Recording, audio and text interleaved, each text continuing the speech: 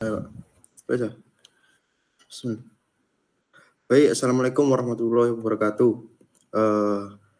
Sebelumnya kelompok kami di sini akan memulai presentasi terkait UTS dan kuis mata kuliah audit IT dengan di kasus yang kelompok kami ambil yaitu website informatika UPN Veteran Jawa Timur.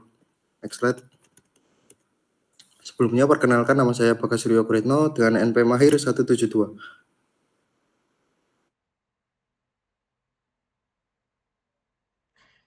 Saya Muhammad Nurul Mungsid dengan NP Mahir 174. Saya Muhammad Haikal Al-Ghifari dengan NPM Mahir 219. Saya Novian Zulhim Jataba dengan akhiran NPM 237. Saya Erwin Nia Prasojo dengan NPM akhir 273.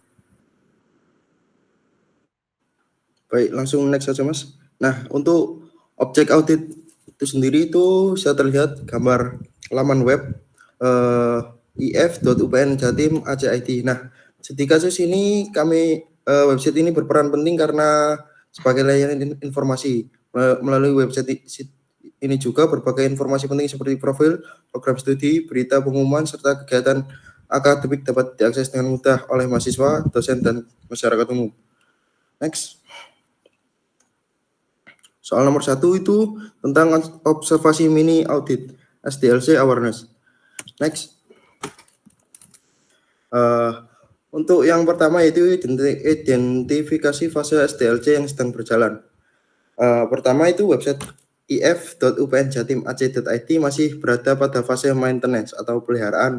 Yang kedua itu website sudah berfungsi sebagai portal informasi resmi bagi mahasiswa, dosen, dan publik. Dan yang terakhir yaitu fokus utama itu untuk menjaga stabilitas sistem, memperbarui konten dan keamanan dan juga performa. Next slide akan dilanjutkan oleh teman saya. Selanjutnya yaitu aktivitas yang sedang berlangsung. Yang pertama ada pembaruan konten seperti berita, pengumuman kegiatan, dan informasi akademik. Kemudian ada perbaikan bug minor pada tampilan atau tautan yang rusak. Kemudian ada peningkatan keamanan dengan memperbarui CMS atau plugin yang digunakan. Kemudian ada backup data dan pemantauan server untuk mencegah kehilangan data serta menjaga ketersediaan sistem. Kemudian ada optimalisasi tampilan responsif agar website dapat diakses dengan baik melalui berbagai perangkat. Next. Kemudian ada pendapat sebagai auditor, kerentanan keamanan jika patch atau pembaruan sistem tidak segera diterapkan, informasi tidak akurat bila konten tidak diperbarui secara rutin, ada gangguan layanan akibat kelelahan dalam pemantauan server, kemudian kehilangan data apabila tidak dilakukan backup berkala. Next. Kemudian soal nomor 2 yaitu simulasi kasus bug fixing dan patching. Bisa kita lihat kasus bug fixing dan patching ini yang seperti di gambar ini. Pada saat pengguna mengakses fitur dosen dan staf, sistem menampilkan informasi seperti nama, NIP, email, jabatan, keahlian, serta foto dosen. Namun ditemukan bug pada tampilan halaman, di mana gambar profil muncul sangat kecil di pojok kiri bawah halaman. Masalah ini kemungkinan disebabkan oleh kesalahan pada pengaturan CSS atau framework front-end seperti Bootstrap maupun Tailwind. Selanjutnya dilanjutkan oleh teman saya. Baik, untuk penyebab bugnya itu sendiri, yaitu kesalahan dalam pengaturan CSS, di mana atribut position bottom left atau ukuran diatur terlalu kecil atau tidak sesuai dengan konteks halaman. Yang kedua, gambar profil tidak berada dalam kontainer layout yang semestinya, misalnya diletakkan di luar div profil utama.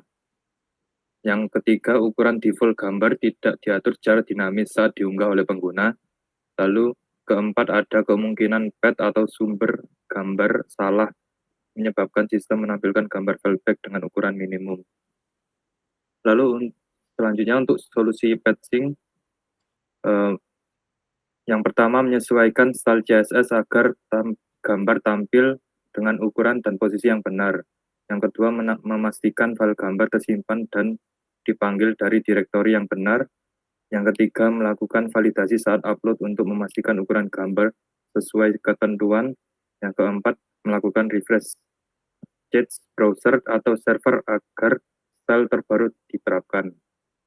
Lalu untuk langkah-langkah auditnya, yang pertama yaitu menguji tampilan halaman profil di berbagai perangkat, misalkan desktop, tablet, atau mobile, untuk memastikan ukuran dan posisi gambar yang konsisten.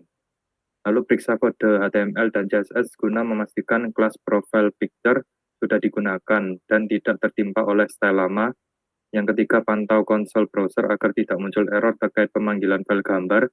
Yang keempat, lakukan regression testing untuk memastikan perbaikan tidak mempengaruhi komponen lain di halaman. Yang kelima, verifikasi di server bahwa file CSS yang telah diperbarui benar-benar aktif dan di-cache dengan benar oleh sistem. Lalu soal ketiga akan dilanjutkan oleh teman saya. Oke, selanjutnya ada soal nomor 3 yaitu audit resiko infrastruktur. Next.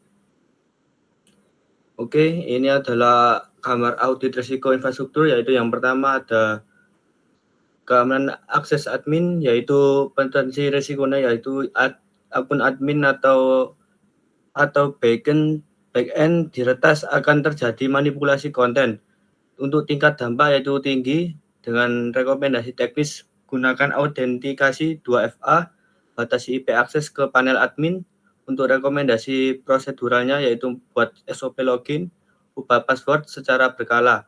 Yang kedua ada akses ke database. Untuk potensi risikonya yaitu akses langsung tanpa pembatasan akan terjadi manipulasi data dengan tingkat dampak tinggi. Untuk rekomendasi teknis, batasi akses database sesuai IP, enkripsi koneksi DB database. Rekomendasi untuk proseduralnya yaitu catat siapa yang mengakses database-nya. Yang ketiga ada backup dan pemulihan data dengan potensi resikonya data konten, dokumen, user loss jika server rusak. Untuk tingkat dampaknya sedang. Rekomendasi teknisnya yaitu backup otomatis database dan file ke lokasi terpisah. Untuk rekomendasi proseduralnya uji secara periodik proses restore. Yang keempat ada proteksi terhadap serangan DDoS dengan potensi risikonya serangan trafik berlebihan menyebabkan situs tidak bisa diakses. Untuk tingkat dampaknya yaitu sedang. Untuk rekomendasi teknisnya menggunakan WAF Web Application Firewall dan proteksi anti DDoS. Rekomendasi proseduralnya monitoring traffic mencurigakan. Yang kelima ada kinerja dan beban tinggi dengan potensi risikonya saat traffic tinggi, situs lambat atau down dengan tingkat dampak sedang. Rekomendasi teknisnya menggunakan caching, CDN, load balancer, optimasi database. Untuk rekomendasi prosedural melakukan pengujian beban secara berkala. Next. Untuk soal nomor 4 yaitu rencana perbaikan berkelanjutan. Next. Yang pertama ada indikator yang harus dimonitor, yaitu pertama ketersediaan server, uptime yaitu dengan target minimal 99,5% agar layanan ini tetap stabil dan kredibel. Yang kedua ada waktu respon halaman, yaitu harus kurang dari 2 detik untuk menjaga kenyamanan pengguna. Yang ketiga kesalahan akses, error atau broken link perlu dipantau rutin, target error kurang dari 5% dari total halaman.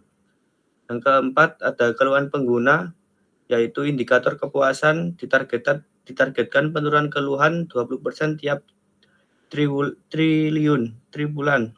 Yang kelima ada keamanan sistem, yaitu lakukan audit dan pemantauan keamanan untuk mencegah serangan malware, brute force, SQL injection.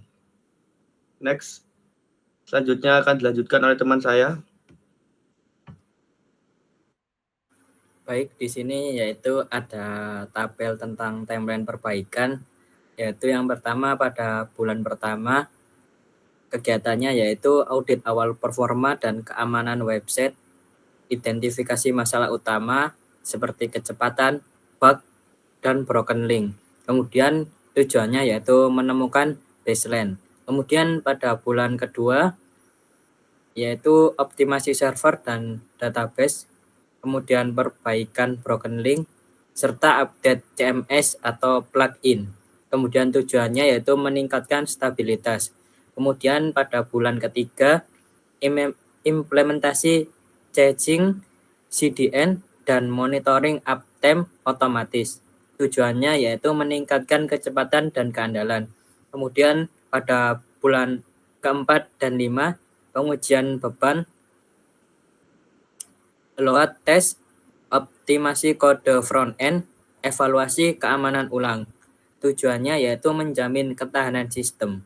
Kemudian pada bulan ke-6, yaitu review hasil perbaikan, survei kepuasan pengguna, serta laporan peningkatan. Tujuannya yaitu evaluasi hasil perbaikan.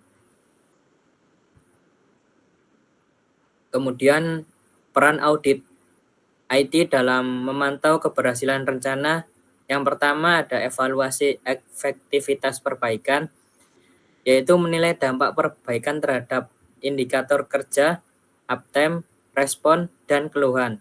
Kemudian pengujian independent system, yaitu melakukan uji keamanan, keandalan, dan performa sistem secara mandiri, seperti misload dan audit keamanan.